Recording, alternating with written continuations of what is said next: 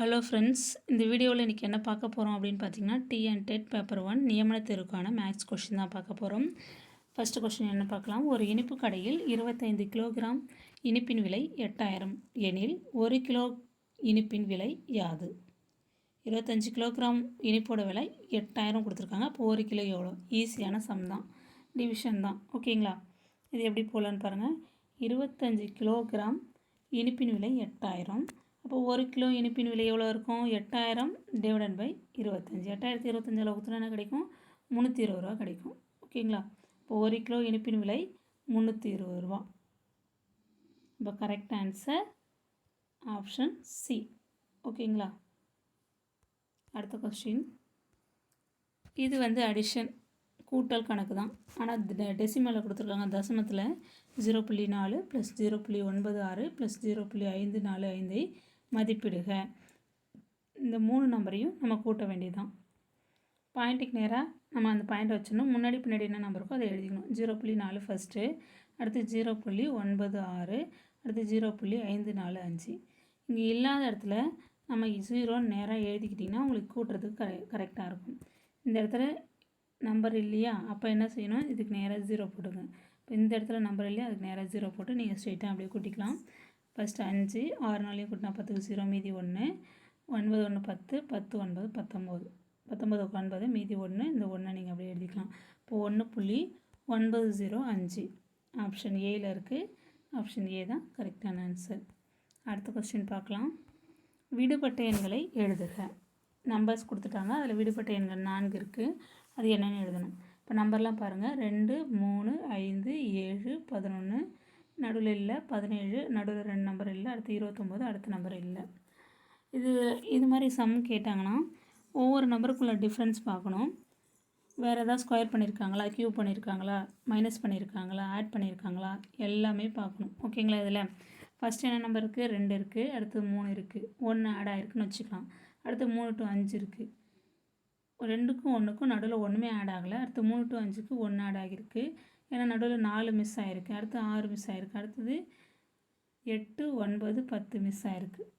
ஓகேங்களா? இது மாதிரி மாறி மாறி இருக்குது.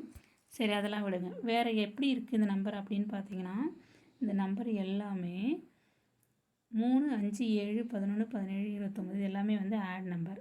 ஓகேங்களா? அடுத்த 2 மட்டும் ஈவன் நம்பர். அப்போ இது எப்படி வந்திருக்கும்? சரி, நாங்கள் சொல்கிறேன். என்ன அப்படின்னா, இது எல்லா எண்களும் பகா எண்கள். 3 5 7 ஒற்றைப்படை எண்களில் எல்லாமே நிறைய எண்கள் பகா எண்கள் இருக்கும். ஒரே ஒரு எண் மட்டும் இரட்டைப்படை எண்களாக இருக்கும் பகா எண்களில். அதுதான் என்னென்னா 2.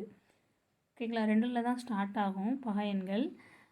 2 மட்டும்தான் இரட்டைப்படை எண்களில் உள்ள பகா எண். மிகப்பெரிய மிகச்சிறிய பகா எண் அது மட்டும்தான். மற்ற எண்கள்லாம் ஒற்றைப்படை எண்கள். அதே கரெக்டாக கொடுத்துருக்காங்க. 3 5 7.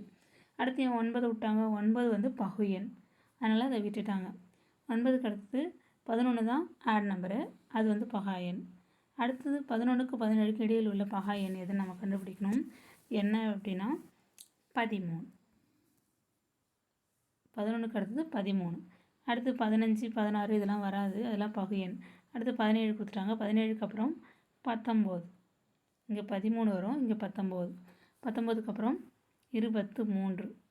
அடுத்து 29 கொடுத்துட்டாங்க. 29க்கு அப்புறம் 31. இதுதான் பகா எண்கள். இப்போ ஆப்ஷனில் எங்கே இருக்குதுன்னு பாருங்கள். 13 19 23 31. ஆப்ஷன் சியில் இருக்குது பாருங்கள். 13 19 23 31. ஆப்ஷன் சி தான் கரெக்டான ஆன்சர். ஏன்னா இது எல்லாமே பகா எண்கள். ஓகேங்களா? சரி, இந்த 3 சம் ஏதாவது டவுட் இருந்ததுன்னா கமெண்ட்ஸில் தெரிவிங்க. சப்ஸ்கிரைப் பண்ணாதவங்க சப்ஸ்கிரைப் பண்ணிவிட்டு பாருங்கள். அப்போ தான் நான் எப்பப்பெல்லாம் வீடியோஸ் போடுறேனோ உங்களுக்கு உடனுக்குடன் உங்களுக்கு நோட்டிஃபிகேஷனாக வரும். நீங்கள் பார்க்குறதுக்கு யூஸ்ஃபுல்லாக இருக்கும். இதுக்கு முன்னாடி நிறையா question paper TET paper 1 question பேப்பரே 6 நாள் நடந்தது இல்லையா? அதில் 4 நாள் நடந்த கொஸ்டின் பேப்பர் ஃபுல்லாகவே நான் போட்டுவிட்டேன். காலையில் மதியம் நடந்த கொஸ்டின் பேப்பர் மொத்தம் 8 கொஸ்டின் பேப்பர் போட்டுவிட்டேன். ப்ளேலிஸ்ட்லேயும் கொடுத்துருக்கேன். அது இல்லாமல் டிஸ்கிரிப்ஷன்லேயும் அதுக்கான லிங்க் கொடுக்குறேன், பாருங்கள். அது எல்லாமே 10ஆம் வகுப்புக்குள்ளே இருக்கிற மேக்ஸ் புக்கில் இருந்து தான் கேட்டிருக்காங்க. ஓகேங்களா? உங்களுக்கு இந்த நியமன தேர்வுக்கும் உங்களுக்கு யூஸ்ஃபுல்லாக இருக்கும். மொத்தம் பார்த்திங்கன்னா இப்போ 4 கொஸ்டின் பேப்பர் போட்டிருக்கேன். ஒவ்வொரு கொஸ்டின் பேப்பர்லேயும் 30 கொஸ்டின் இருக்கும். இப்போ 4 கொஸ்டின் பேப்பர்னால் 4 கொஷின் பேப்பர்னா மொத்தம் 4 நாள் நடந்தது, 8 கொஷின் பேப்பர். அப்போ 8 3 24 240 கொஷின் போட்டிருக்கேன். எல்லாமே 10ஆம் வகுப்புக்குள்ளே இருக்கக்கூடிய கொஷின்ஸ். அதே ரிப்பீட்டடாக வேணால் இந்த எக்ஸாம்லேயும் கேட்க வாய்ப்பு இருக்குது. இது இல்லாமல் பிஓக்கும் பிஓ கொஷின் பேப்பரும் நான் அனலைஸ் பண்ணி கொஷின் போட்டிருக்கேன். அதுவும் வந்து புக்லேருந்து தான் கேட்டிருக்காங்க. இதை விட கொஞ்சம் டஃப்பாகவே இருக்கும். அதையும் நீங்கள் பார்க்கலாம். ஏன்னா நியமனத்தை இப்போ டெட்டு பேப்பர் 1 கொஷின் பேப்பர் வந்து ஈஸியாக தான் கேட்டிருக்காங்க மேக்ஸு. பிஓ வந்து கஷ்டமாக இருக்கும். ஆனால் நியமன தேர்வுக்கு இப்படியே ஈஸியாக கேட்பாங்கன்னு நம்ம சொல்ல முடியாது. எப்படி வேணாலும் கேட்கலாம். நீங்கள் அந்த பிஓவும் நான் ப்ளேலிஸ்ட்டில் கொடுத்துருக்கேன். பிஓ கொஷின் பேப்பர் அனலைஸ் பண்ணி அதுக்கான ஆன்சரு ஈஸியாக எப்படி ஷார்ட்கட்டில் போடலாம் எல்லாமே கொடுத்துருக்கேன்.